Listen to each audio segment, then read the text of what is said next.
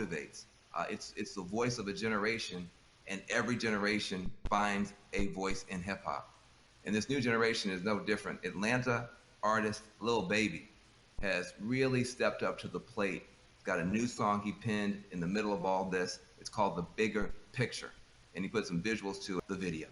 They train those people is different, we get it. The system is wicked, just learn how to pick it. Knowledge is power, I swear I'm a witness. I know that I'm gifted, I won't go too deep, cause I'm scared they'll get me, ain't scared to admit it. Somebody I can't mention, it's people who can. Well, here's the chance, I won't take the stand, but I'll take a stand for what I believe. Must not be breathing the air that I breathe, you know that the way that I bleed, you can bleed. I never been a fan of police, but my neighborhood know I try to keep peace, so it's only right that I get in the streets. March for a reason, I just on GP. How people die for us to be free. What do you mean? This was a dream, now we got the power that we need to have. They don't want us with it, and that's why they mad. Well, might as well go ahead, start here. We done had a hell of a year. I'ma make it count why I'm here. God is the only man I fear. It's bigger than black and white. It's a problem with the whole way of life. It can't change overnight. But we gotta start somewhere. Might as well go ahead, start here. We done had a hell of a year. I'ma make it count why I'm here. God is the only man I fear.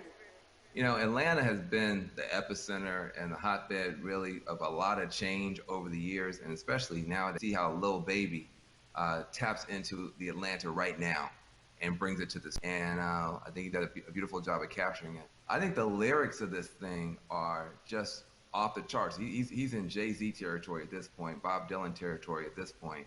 It's bigger than black and white. It's a problem with the whole way of life. It can't change overnight. That's a whole political theory.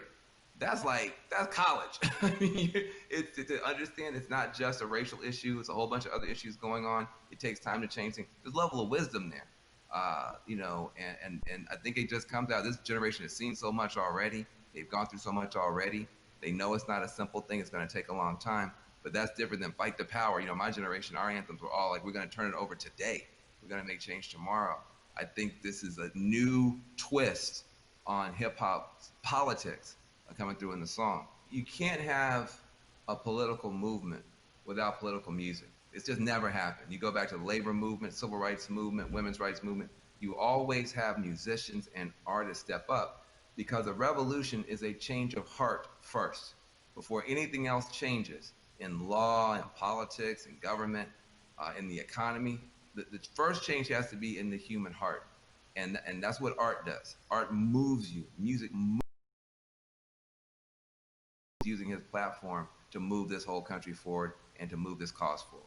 All right, my girl Jamel Hill is going to take over for me. She gets the honor. I'm kind of jealous, but she gets the honor of talking to and interviewing the great Killer Mike. He is an author. He's an actor. He's an activist. He's a musician. He's a living legend. Listen to Killer Mike.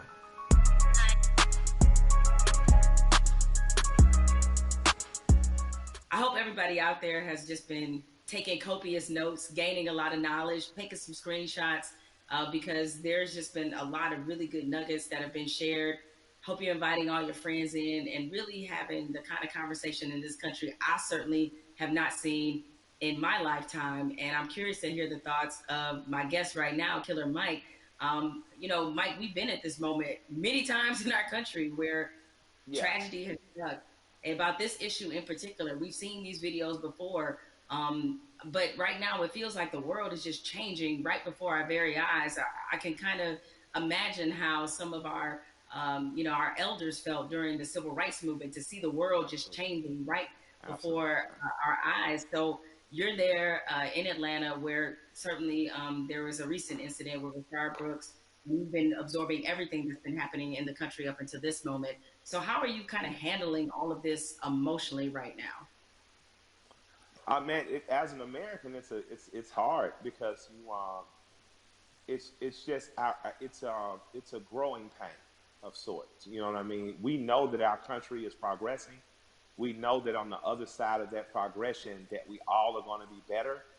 I think our community and people who are essentially descendants of the cornerstone of this nation. And the cornerstone of this nation is the Constitution is important, the Founding Fathers was important, but free labor allowed all that to stay there. And as the descendant of a slave, and then when I say descendant, I don't mean anything long. My great-grandmother taught me how to sew a button on a shirt as she was sewing blankets that we still use in my house. Her mother was born enslaved. So that's how close slavery is. I know how to sew a button because a slave taught her child to, and that child taught me to. That's how close. So I think that I'm excited that progress is happening, but I know on the other side of that progression, Breonna, Mr. Floyd, brother that was killed here, there are martyrs, and we've long been martyrs for the progression of this country. And I hope that as we enter into another martyrdom, another black person has died at the hands of the state. I hope that we enter this coming out determined to see justice on the front end, and not only when we're angry. I hope that coming out of this, the young people that are in the streets organizing, continue to organize in the time of peace like they are in terms of effectively. They're causing systemic change in the immediate and not some protracted campaign. And I support that. And plot, you're going to capitalize off the gains that you're making. And I appreciate, and I don't mean capitalize in a monetary way. I mean, these kids are capitalizing, progressing. Organizers on the ground level who've been working for years to campaign around police brutality and violence have in an instant been able to organize people to progress law. Yeah, it's been a lot of impressive moments. I mean, you mentioned about how the young people, they're so organized, because I think about the progression from, say, Ferguson, and that's pretty outstanding when you think about it. What has impressed you the most about what you're seeing right now? What has impressed me? That in '92, we rioted in Atlanta. There were riots in other cities. There were riots in Los Angeles. But there was such a stronghold on information, local news wouldn't let what other cities know until after it was over. What's impressed me is the ability to use technology. We haven't gotten as efficient as Hong Kong, but it's coming. You are seeing at a day and age where in an instant people are able to mob on a place, people are able to say what needs to be said and go and get ghosts. You're seeing in an instant what our grandparents were able to do.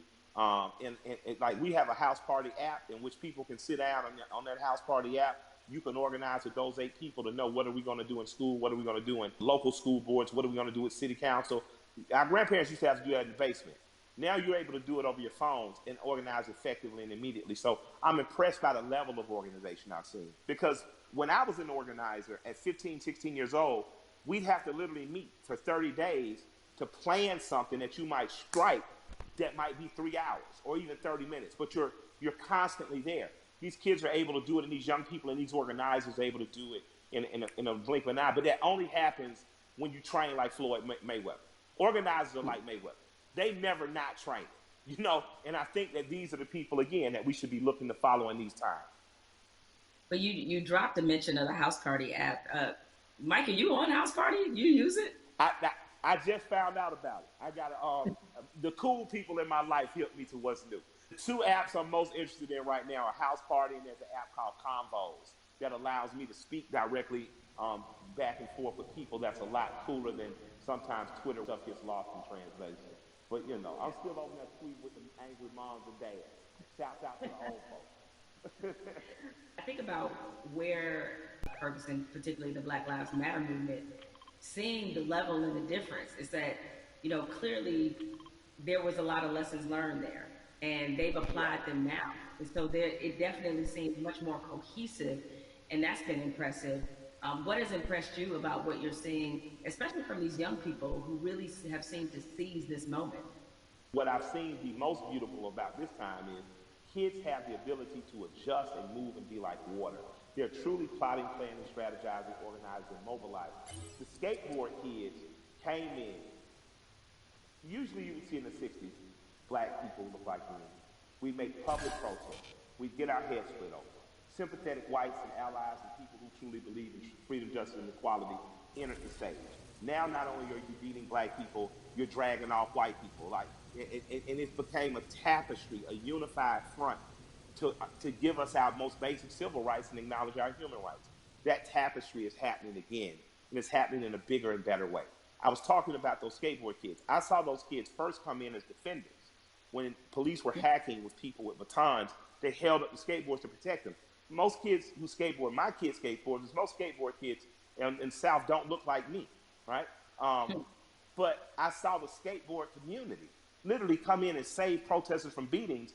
And then they got really frisky and they started attacking back. And I was like, this is, although I don't, I don't want violence in the streets because those kids deserve to grow to be adults without being soldiers against the state that their parents pay taxes to. It impressed me that the proletariat showed government that you work for us. And in this moment, we are exercising our right to make public display of the evil that has happened. Has long promised equality.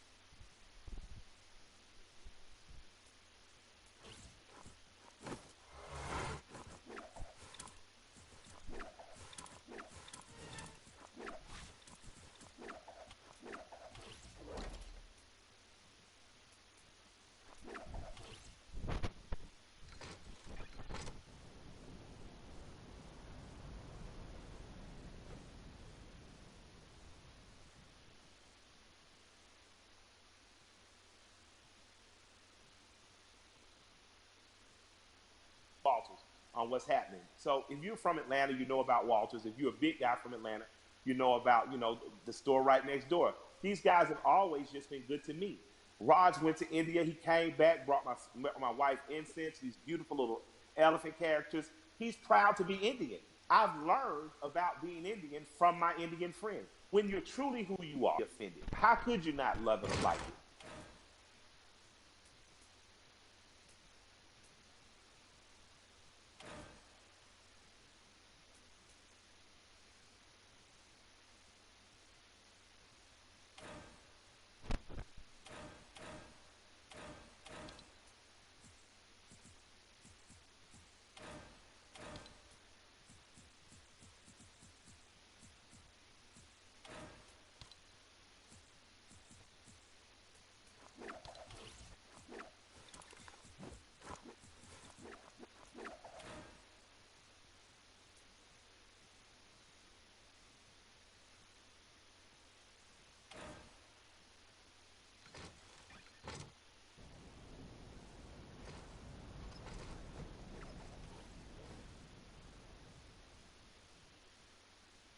My rap partner's a white guy from Brooklyn, and we're on there and they're watching Swamp People, and everybody's laughing, and I come up and stagger into the front, and I look at it, and I start smiling, and I look at the room and say, I got more in common with them than any of y'all, and I just walk to the back.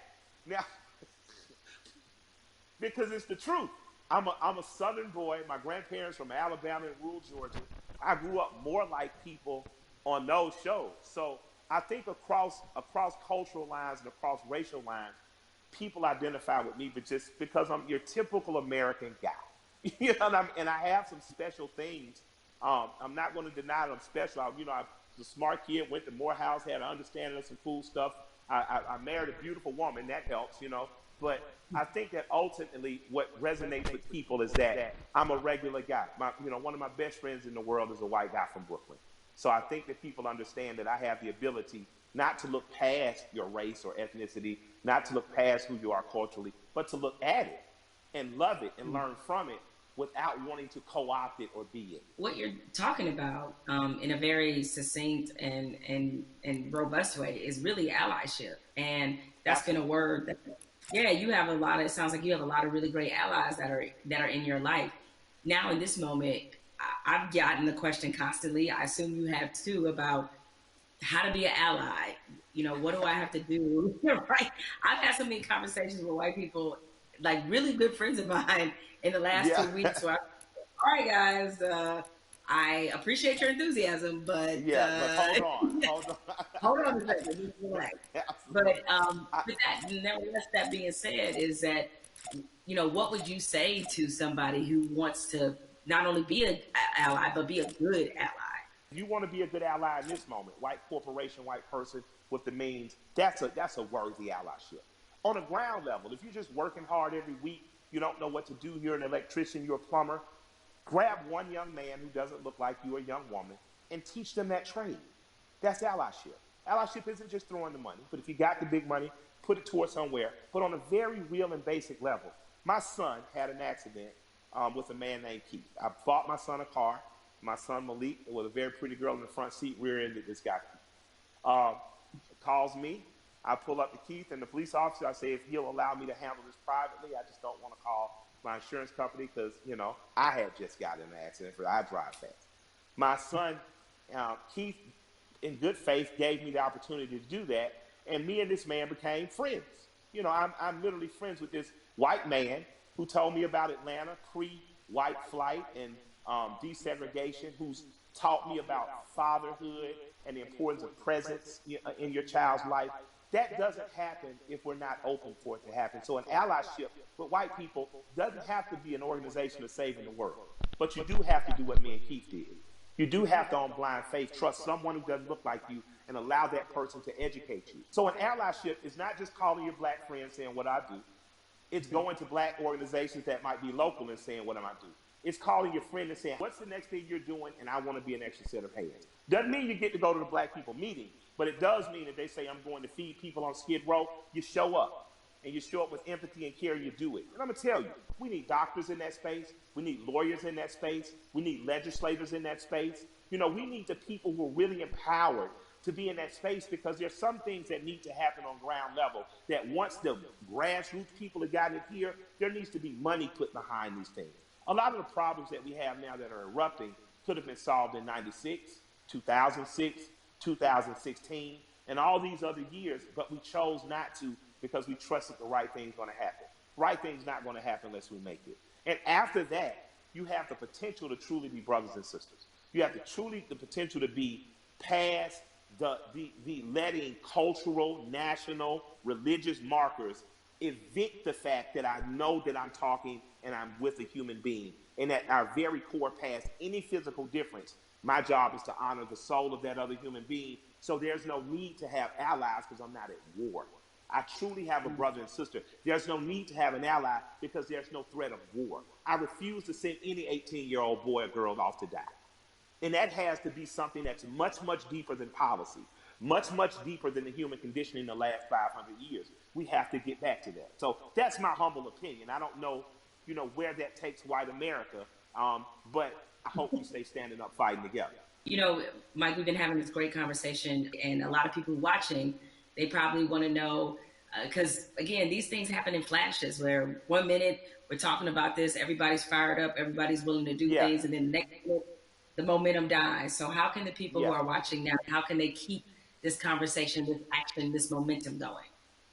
Take this conversation, get 8 to 10 people around you, your neighbors and people who live within 10 square miles, and start to see what you can do to affect. And then connect with other people that may be in closer proximity, 30, 40, 50 miles, even another city or places that are doing it right, that are doing it right in other places. Connect with those people. And just if all of us do a little bit, no one has to do a lot.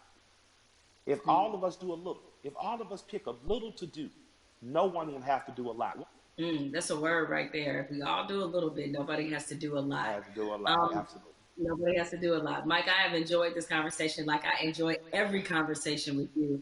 I can certainly talk to you. Yes, it is mutual. The mutual respect and love of society right here. Thank you. And more importantly, thank you for everything you do on the ground. I mean, so many people, I knew that you tell the truth the way it needs to be told, but a lot of people during this time of crisis have been exposed to you and understand that, you really are for the people. This is called We the People. This is you all day long. So thank you for all the work and all the inspiration, all the words, everything that you're adding to this conversation, and more importantly, to this action.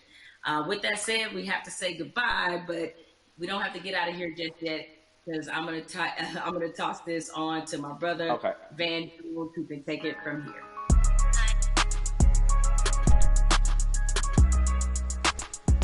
Jamel and I, we spent the past hour, we've been talking to Killer Mike, we've been talking to Elaine Welteroth. We also got a chance to see that amazing video from Lil Baby. Jamel, what did you get from your conversation with Killer Mike? And more importantly to me, what do you make of this moment that we're in? The one thing you can always expect from Killer Mike is blunt honesty. I think that's why a lot of people look at him as a really credible voice right now. He's honest about what he knows and honest about what he doesn't know. So I think when you have those elements, that's going to always make for a pretty good conversation. I'm with you. I mean, this moment at the same time is welcome. It's also a little bit surreal in terms of what took us so long to get here to make sure that we're not always starting from ground zero every time we have to have a significant conversation about race in this country. Why do you think it's different this time? Because I mean, there have been videos before, and yet people still now act like they're shocked. Help me understand what's different this time from your point of view. What's your theory? It's two things that I think stood out about the George Floyd video. One, there was no yeah, but. And granted, in my mind, we've seen videos where there was no yeah, but people nevertheless invented a yeah, but. But in this one, there really wasn't one, even if you were Stretch Armstrong trying to stretch and find one, there just wasn't one. What always has just stuck with me is the look on this officer's face as he was kneeling on George Floyd's neck. It was so cold. It was as if this were Thursday. And he showed such little emotion, remorse, any emotion you want to name. He didn't show any of that as he killed a man in the middle of the street with bystanders looking on. So I think that situation, coupled with the fact we had already been reeling from Ahmaud Arbery, we had already been reeling from Breonna Taylor. And even though the situation wasn't fatal, there was definitely a storm of frustration at what happened with Christian Cooper. So this all together leads us to this moment where finally, even the most adamant naysayers who wanted to pretend as if this wasn't a structural problem, what could they say? I mean, there was nothing else that could be said. And I think everybody who was already fed up decided now is the moment, now is the time. The world has slowed down because of COVID-19. If we are going to address this, this needs to happen now. I've never seen 20, 30 million white people asking black people for leadership. That's interesting because they start, well, what do you want me to do? And I'm like, well, I don't know. Google is a powerful tool. I don't know. I'm realizing now, though, that this is an honest question. How do you think that we as African Americans and our allies can rise to meet a moment like this and actually accept the fact that we may actually have a couple million new allies? And how do we deal with that? That's new for us. I'm glad you used the word leadership because there's a difference between us being put in a leadership position and us being put in an educational position. The educational part, we are long past, right? We don't want to be educating anybody else about race. We're not here to soothe you. We're not here to make you feel better. But leadership is something different. And it looks different depending on how you want us to take that leadership. Certainly, we are accustomed to the agenda. It's fine if we continue to lead in that direction. I think what we're looking for is if this were, a relay race, we want to pass the baton and we want you to be able to say, okay, here's what we've been feeling about this issue. Here's what needs to happen to change it. The other part of this race is that you got to be willing to run it just as hard and as fast as we are. Because if you're not, that's why we remain stuck in the flying pattern that we've been in for hundreds of years and decades as we've tried to reconcile this issue. So we have to figure out what is the most useful way of allyship. We see a lot of people throwing statements around. We see a lot of people throwing money around.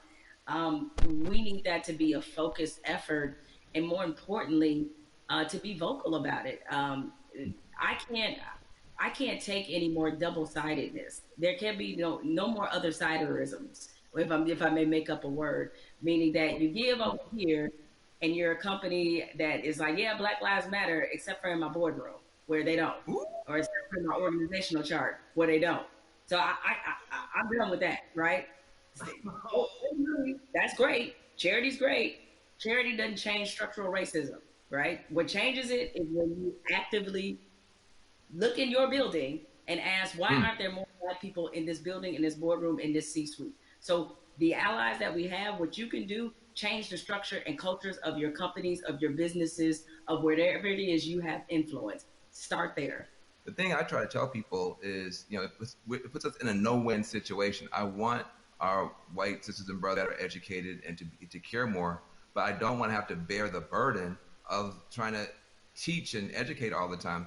The reason you pay tuition is because it's costly to educate. Like, you want me to teach you about racism, which is the history of race in America is just as complicated as Russian, and you want me to teach you that in 5 minutes, and also if I make you feel bad about it in any way, now I got to be your therapist too. And like you said, soothe you or whatever.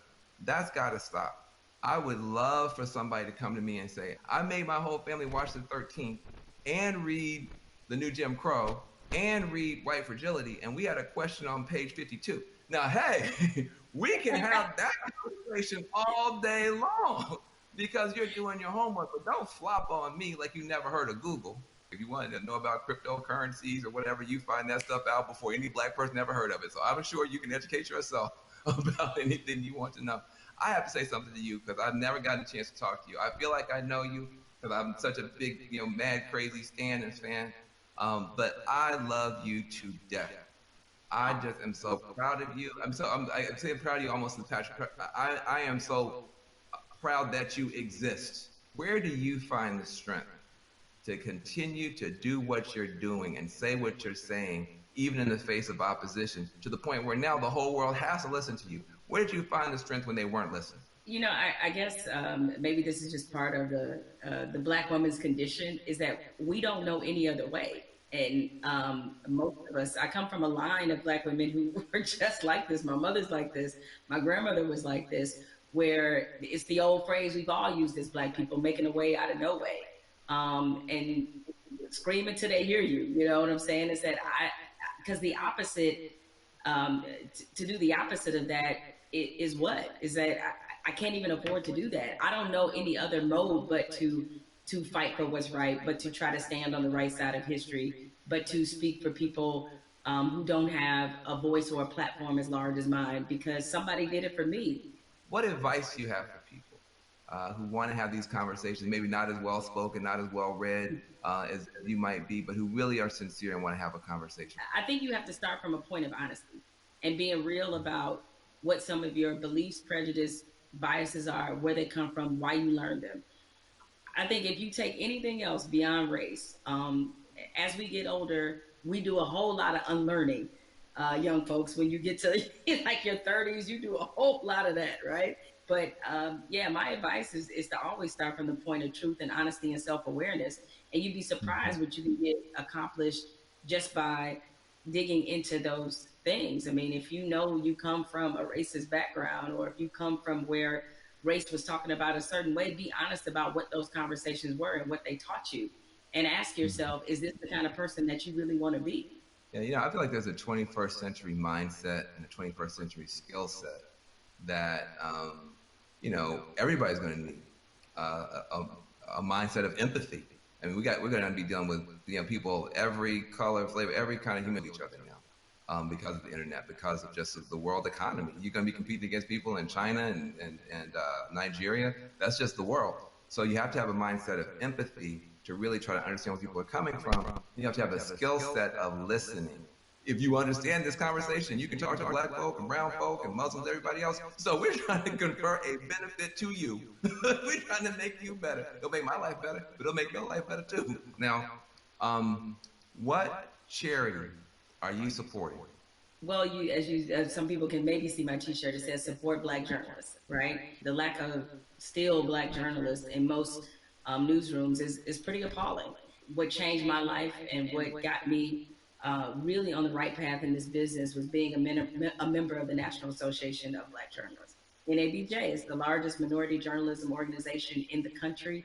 The development, the networking, job fair, internships, scholarships, what happens there has changed lives. It changed a lot of people's careers. I mean, people like you, Van, and everybody you want to think of, Roland Martin, Soledad O'Brien. It's just a number of people, Michael Wilbon, that are a part of this organization and have been able to build legacies there. And so it's on us to, again, usher in this next generation of young journalists who, I get it right now, feeling really discouraged when they look at not just what a lot of newsrooms look like, a lot of networks look like, but also we're under the under the shadow of a pandemic right now. So there's a lot of journalists who have lost their jobs. A lot of companies are downsizing.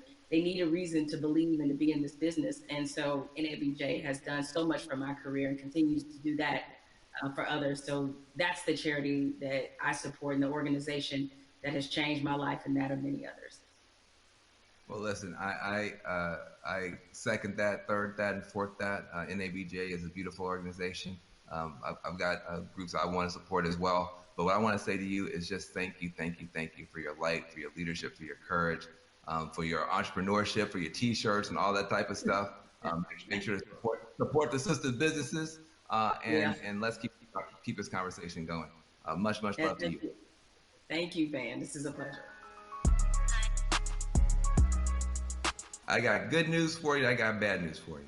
The good news is that people are activating all around the world, all across the planet for change. That is a powerful moment. Here's the bad news. Unfortunately, this is not a one answer fixes everything situation.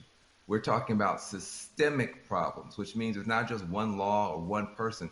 You need 360 degrees of change to shift to get the outcome that's right. But we can get there if we keep talking, if we keep working, if we keep building. And if we do that, we can reshape America. That can be done. It's been done in the past. We can move the whole world in a better direction. So I hope that your cell phone right now is full of screenshots of these tools that we've been trying to give you to continue taking action from this virtual town hall. When this stream ends, the conversation should not end. We got to keep pushing. We got to keep going. We are in an important moment in history. And what you do is going to